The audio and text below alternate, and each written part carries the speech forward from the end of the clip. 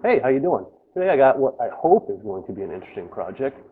As you can see behind me, I have a cedar log that's been ripped in half, and it's been felled about, I don't know, 2 months ago, and it's been sitting in my shop air drying ever since.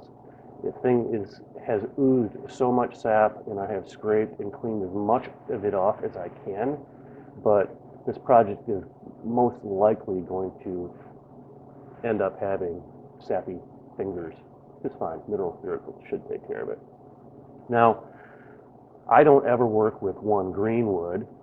Two, I don't ever work with anything that's irregularly shaped. Everything I work with is typically right angled, precise angles to work with. So this is going to be a challenge for me. So we figured that we could fit, I figured I could probably squeeze 10 spigots into this thing with the loose dimensions that we've come up with. But I suggest that we only go 9 so we have a little bit more space in between each one. And the owner agreed. So we're going to try to squeeze 9 into this thing. Now, this thing's going to continue to dry once it's assembled over the next couple of years. And I want to do everything I can to prevent it from, basically splitting apart like a piece of firewood. So I think I figured out a way to do that. Time will tell. But again, this thing ain't going to be a piece of art, a work of art or anything. It's just going to be functional and hopefully look decent. So come along for the ride.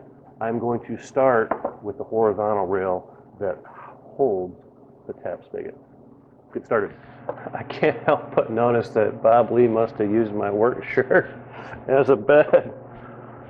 Oh well. We want the inside dimension of this rail to be 25 inches when it's all said and done. I'm going to cut this at about 26, and I'm going to try to use as little hard to sharpen tools as possible. Like I'm going to avoid running this through my planer. I just don't know how Greenwood's going to react to those power tools. So just cut this down and dirty. Doesn't have to be perfect. We'll clean it up later. Yep, I can feel my hands getting sticky already. I want to find the rough center. Just scribe a quick line down the middle as a rough reference. It doesn't really matter. Good enough. So now that I got a decent center line, I want to true up one edge of this. In looking at it, I think that this edge will be the easiest to true up, and this will become the bottom of the rail. So it'll sit like this. And for that, I think I'm just going to use my hand plane. I need a better measuring device.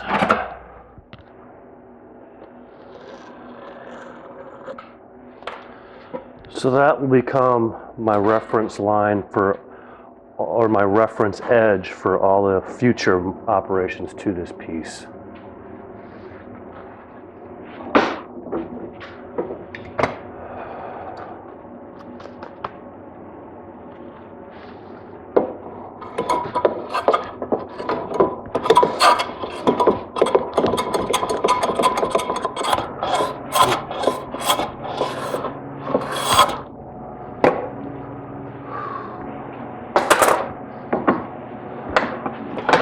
And I have one edge that's mostly true. Again, doesn't have to be perfect. So now what I'll do is I'll take my final measurements of my length, take it over my table saw, put it on the crosscut sled, and true up the ends.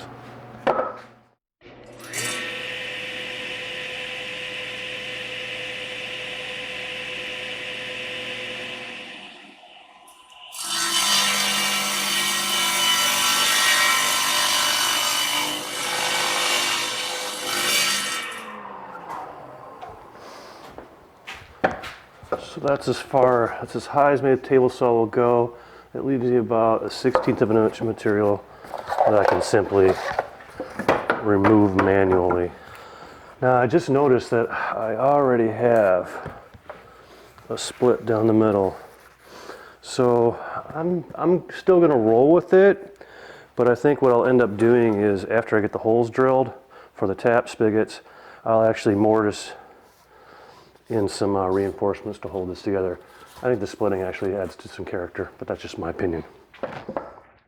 So we decided that we want the length of this rail to be 25 inches. And I'm going to actually put a 1/2 inch recess in here so I end up with a tenon on the end that I can recess into the vertical stiles. So if I'm going for 25 inches,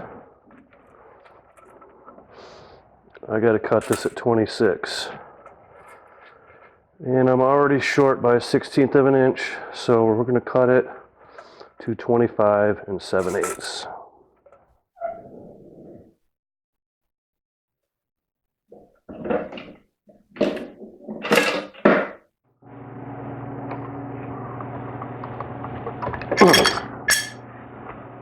I want my tenon to be, it was supposed to be about 1/2 inch deep, but because I cut my board 1/8 of an inch too short, I'm going to make them 3/8 of an inch deep. It really doesn't matter. It's just I don't even need to do it really, but I'm going to do it anyway. I wish I could find my little tiny combination square. Oh, it's right freaking here.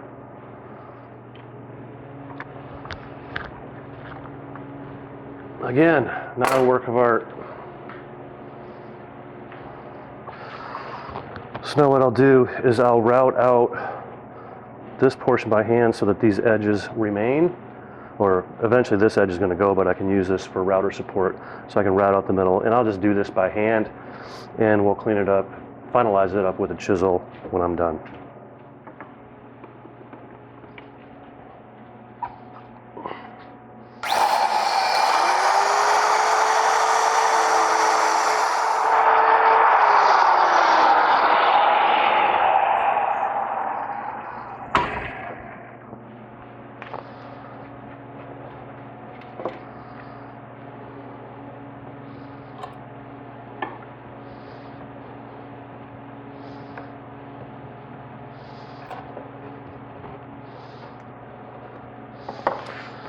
Now I'm left with just a little bit of material here, and I will just cut a line and chisel, and I'll just cut that away by hand.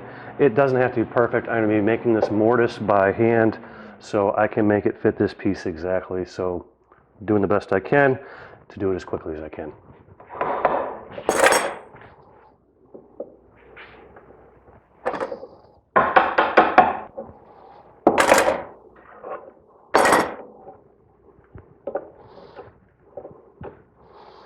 Easy.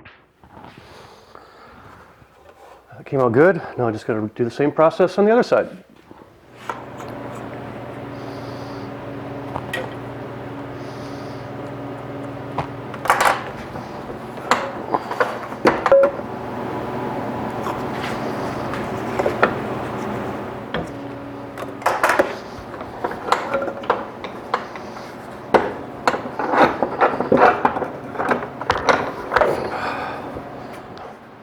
So now I'm just laying out where I want to drill my holes. So time to start measuring and making lines.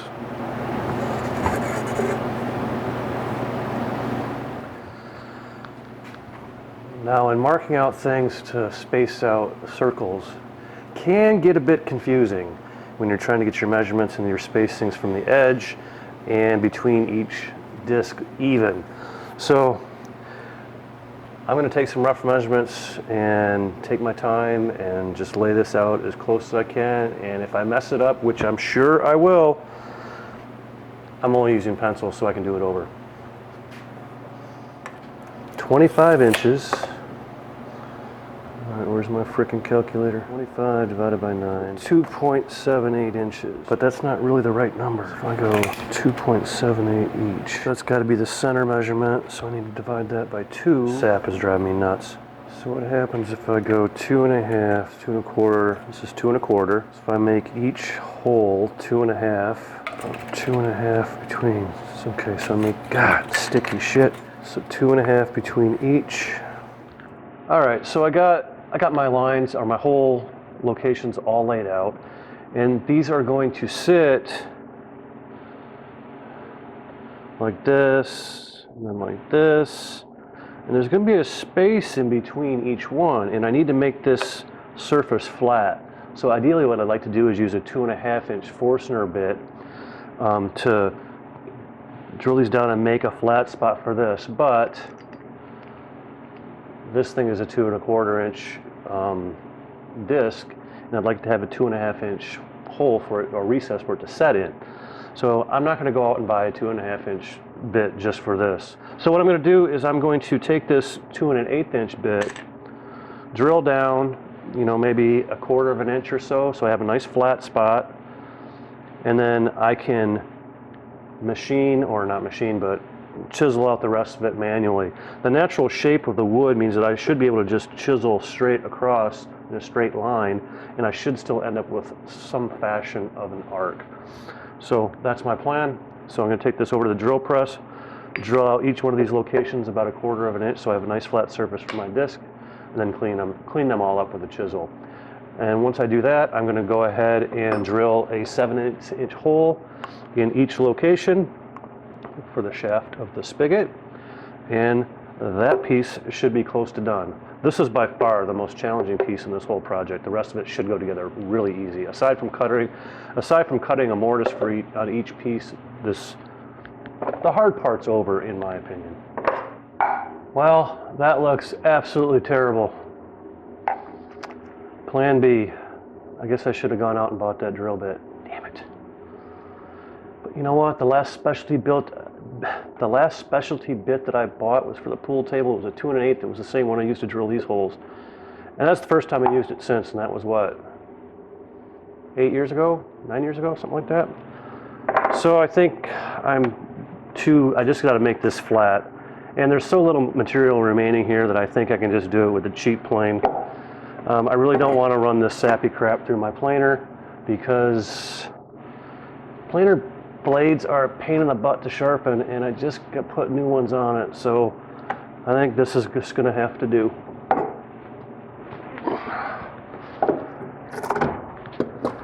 But actually, I should probably put some pencil down so I have a really good indication of when I'm getting to the depth that I want. It's not that overly critical, but you know, I try to do the best I can. Start with the high spots.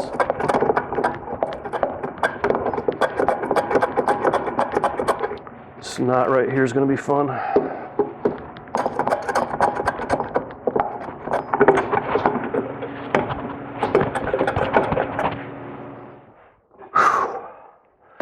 Well, that was a short workout. It only really took about 10 minutes to get this all leveled down. Now really I just need to do is take some sandpaper to it. But this crack has really opened up. So instead of trying to put some tenons in the back, I'm going to take some dowel and drill down at an angle in 3 spots. Drive some dowel rod in there just to kind of stabilize that crack so it doesn't get any bigger or any worse. Well, again, that's my plan. I'm not going for perfection here. It's a dowel rod.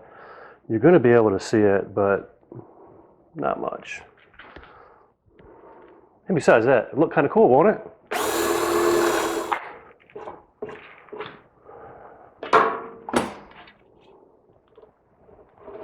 Yeah, that'll work.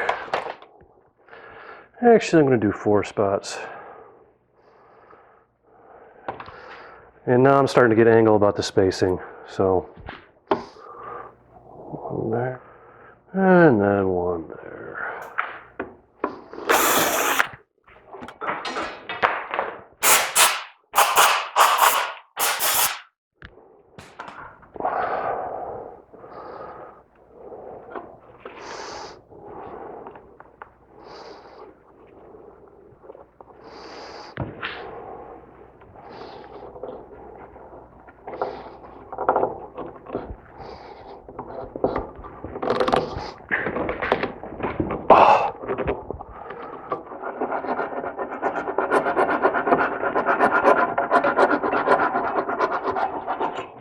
Well, that one little piece took me about 4 hours. I can't believe it. I really didn't think that was going to take that much time. But I really like these dowel ideas. It looks nice, and it's going to really stabilize this piece of wood. So now I need to start making the vertical rails for this piece.